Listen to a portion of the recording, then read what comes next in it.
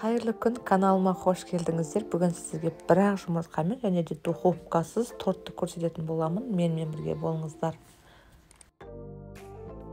Тортымызды бастамас бұрын ең бірінші тапамызға осылай жан-жағына сармаймызды жағып аламыз. Ал енді тортымызды бастаймыз. Ең бірінші біздер жұмыртқамызға қантымызды салып, жақсылап венчикпен араластырып аламыз.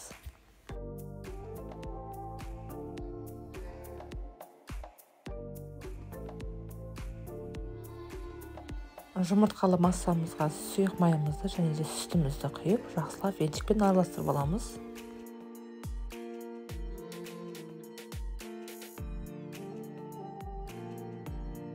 Енді осы массамыздың үстіне какаомызды салып, жақсылап тағы бір араластырып аламыз. Дайын болған массамыздың үстіне ұнымыз бен разрыхителімізді салып, жақсылап араластырамыз.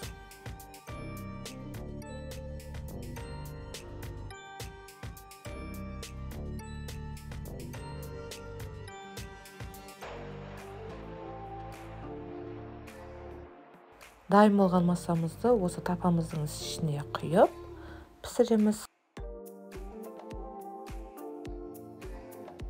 Газымыздың ең төменгі отына қойып, үстін крышкасын жауып қоямыз. Если сіздер крышкаларыңызда жаңа бу шығатын тесіктері болса, ол жерде міндетті түрде жауып қойыңыздар. Сіздердің тортымыз 20 минутта пісіп шығуы керек, және де қыздар астын міндетті түрде жай қойыңыздар. Міне көріп тұрғандарыңыздай менің ағашым құрғақ болып шықты. Ол пісті деген сөз. Және де жан-жағын мен осы лопаткамен көріп шығамын. Ешқандай да жармаспаған. Тортымыз әдемі жұмсақ болып пісіп шықты. Қыздар көріп тұрғандарыңыздай тортымыздың асты аздап күйіңкіраған, ол қалыпты жағдай. Тортымызды отқа қойған кезде сковородкамызды жоғарғы таман өздеріңіз ыңғайыңызға қарап көтеріңкірап тұрыңыздар. Сол кезде асты күймейді. Енді мен күйген жерін пышақпен аздап қырып тастадым, және де алдын ала ерітілген шоколадты тортымның үстіне құямын.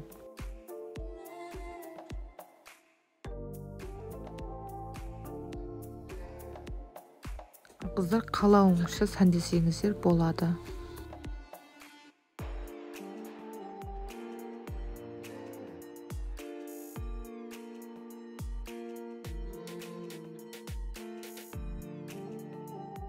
Тортымызды отқа қойған кезде мен арасында көтеріп те тұрдым өзім қолыммен, өте күйіп кетпеу үшін.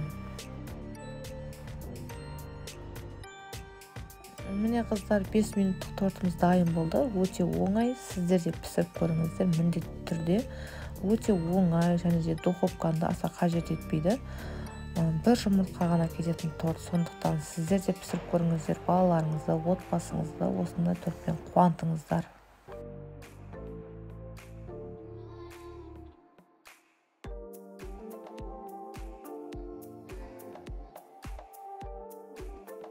Достар, келесі видеомда кездескенше сау саламат болыңыздар. Алдағы уақытта менен көптеген рецепттер күтіңіздер. Және де достар, каналыма міндетті түрде тіркеліп кетіңіздер.